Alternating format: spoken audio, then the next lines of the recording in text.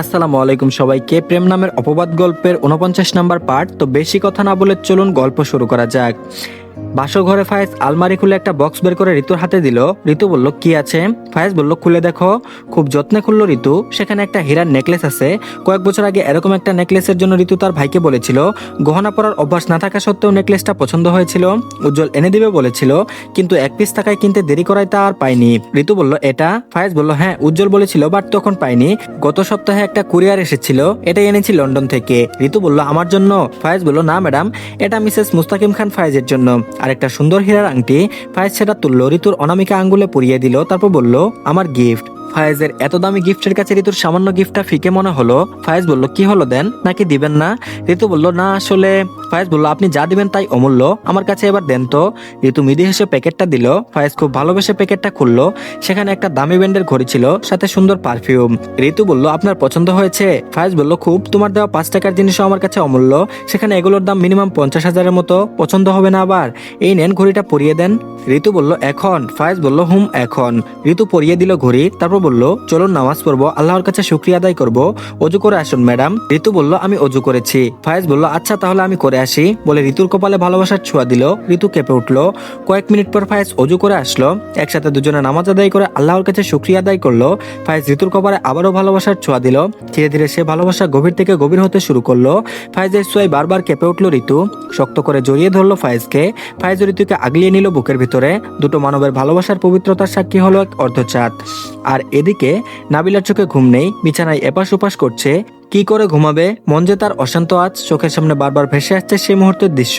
দুপুরে হঠাৎ নাবিলার লেহেঙ্গার ফিতা খুলে যায়। নিজে নিজে পরে নিবে তারও উপায় নেই। ওয়াশরুমের আশেপাশে কেউ নেই।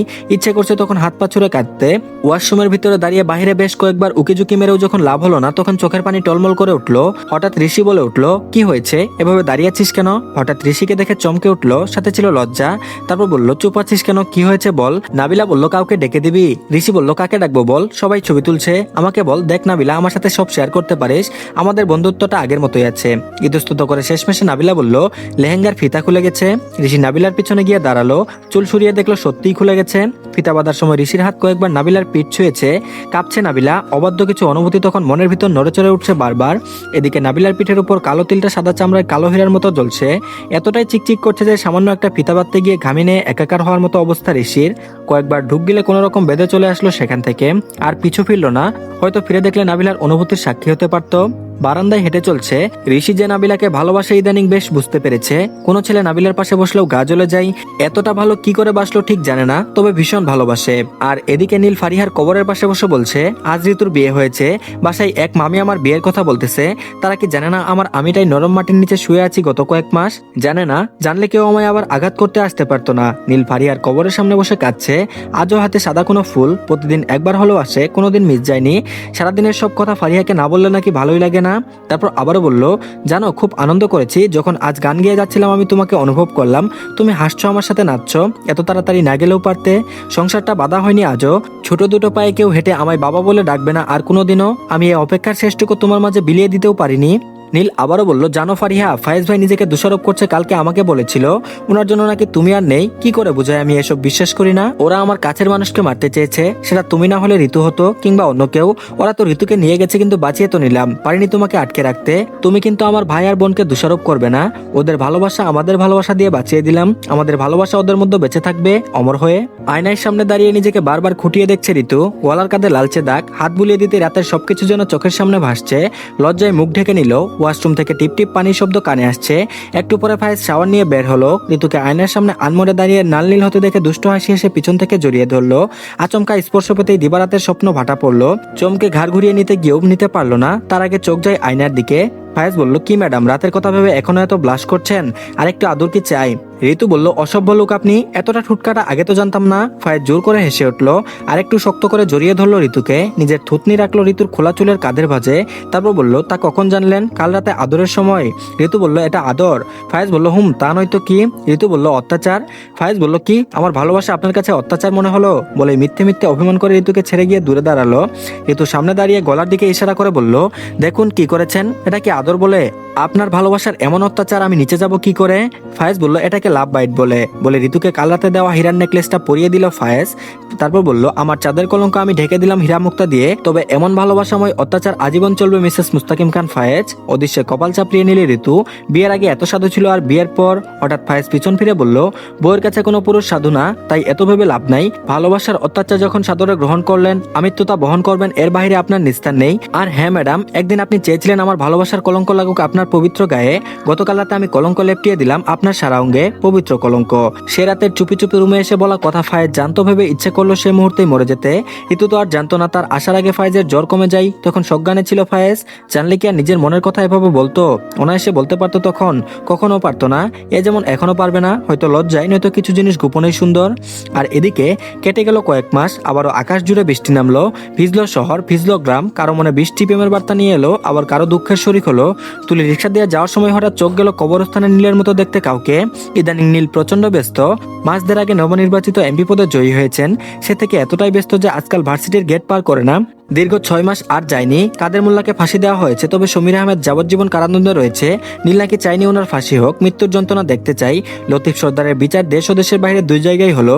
যেহেতু সে বাংলাদেশি আবার বিদেশের মাটিতে মাফিয়া, তাই তার বিচারের শেষ নেই। আর না আছে নতুন মামলার শেষ। এই 8 মাসে কেউ তার সাথে দেখা করতে যায়নি। তিশার বিয়ে হয়েছে কিছুদিন আগে, অপেক্ষা করে লাভ কি? একদিকে ভালোবাসার মানুষটি অন্য কারো, অন্যদিকে বাবা একজন ক্রিমিনাল। কোনো ভালো ঘরে কি বিয়ে হবে তাহলে?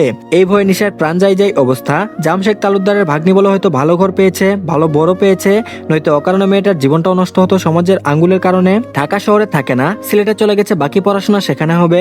তামিম আর মামুনি মাকে নিয়ে আসেছে। তুলি তো আছে, যে আজও নীলের অপেক্ষায় প্রহর গুনে যায়। রিক্সায় ভাড়া মিটিয়ে মনের কৌতূহল মিটাতে সামনে এগিয়ে গেল। সত্যি সত্যি নীল একটা কবরের পাশে মাটিতে লেপ্টে বসে আছে, হাতে কয়েকটা সাদা গোলাপ আর একটা বেলি ফুল। আশ্চর্য হলো বেশ তুলি, যে মানুষটাকে সকলে সম্মান করে ভয় পাই সে এভাবে মাটিতে বসে আছে। তুলি বলল আপনি এখানে? নীল বলল আহ তুলি তুমি? তুলি বলল যাচ্ছিলাম বাসায়, হঠাৎ আপনাকে দেখে এদিকে এলাম। নীল বলল ও। তুলি বলল এটা কার কবর? নীল বলল ফারিহার। ফারিহার নাম কানে আসতেই তুলির বুকটা শূন্য হয়ে গেল, চোখের কোনায় পানি নাচতে শুরু করলো। তারপর বলল আপনি প্রায় আসেন? নীল বলল প্রতিদিন আসি। তুলি বলল বিরক্ত লাগে না? আসলো নীল, মাথা নেড়ে না বোঝালো। তারপর বলল ও যাওয়ার সাথে সাথে আমার সব অনুভূতি চলে গেছে। এখানে আসলে মনে হয় আমি বেঁচে আছি, নয়তো নিজেকে জীবন্ত কাঠের পুতুল মনে হয়। তুলি বলল নতুন করে আবার ভাবা যায় না? নীল বলল তুমি বাচ্চা মেয়ে, হয়তো অ্যাডাল্ট, তবে এটা বুঝবে না। যখন মানুষ প্যারালাইজড হয়ে যায় তখন তাকে কেটে টুকরো টুকরো করলেও সে কাঁদে না, হাসেও না। আমার অবস্থা এখন ঠিক তেমন। ও আমার আমিটাই নিয়ে গেছে সাথে করে। তুলি বলল আমায় সুযোগ দিবেন? নীল বলল এই সাইদ খান নীল এক নারীতে আসক্ত, শুধু তাসনিম ফারিহার উপর। পৃথিবীর আর কোনো নারীর মধ্যে এই নীল তার বেঁচে থাকার অক্সিজেন খুঁজে পায়নি, আর পাবে না। আমার জন্য অপেক্ষা করে কষ্টের অংশীদার হয়েও না তুলি, জীবন অনেক দূর যাবে তোমার। তুলি বলল আর আপনার? নীল বলল আমার এখানে শুরু, এখানেই শেষ। তুলি কাটছে, তবে আকাশ বাতাস সব দেখলেও নীলের চোখ ফারিহার কবরে নিবদ্ধ। খুব চেয়েছিল নীল একবার তাকিয়ে দেখুক তুলিকে। কত মানুষ তো দ্বিতীয়বার গুছিয়ে নেয়, তবে নীল কেন চায় না? ফারিহা সত্যিই ভাগ্যবতী, নইলে কি মরেও ভালোবাসার মানুষকে নিজের করে রেখে দিতে পারে? আর এদিকে রেজাল্ট দিয়েছে, এত ঝড়ঝাপটাই বেশ ভালো রেজাল্ট হয়েছে তাদের 4 জনের। ঋতুর বিয়ের পর নাবিলা ঋষিকে নিজের সাথে অ্যাক্সিডেন্টলি বিয়ে সব খুলে বলেছে। সে সাথে ঋষির প্রতি সে অনুভূতি অনুভব করে, তাও কিন্তু ঋষিকে বলার সাহস করে আর কুলিয়ে উঠতে পারে না। তারপর ঋতু বলল এই তোদের প্ল্যান কি?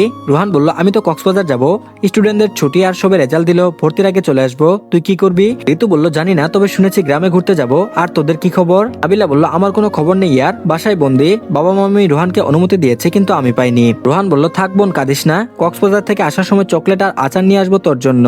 তারপর বলল আর তোর কি খবর? ঋষি আনমনে কি জানি ভাবছে, মেকি হেসে বলল তোদের একটা কথা বলা হয়নি। সবাই বলল কি? ঋষি বলল আমি ফার্স্ট ইয়ারে যে স্কলারশিপের জন্য আবেদন করলাম মনে আছে? সবাই বলল মনে আছে, নাবিলাও করেছে। ঋষি বলল হ্যাঁ, তবে আমাদের ভার্সিটি থেকে প্রতি ডিপার্টমেন্ট থেকে একজন করে পাবে শুনলাম। ঋষি বলল আমিও পেয়েছি, গতকাল রাতে ইমেল এসেছে।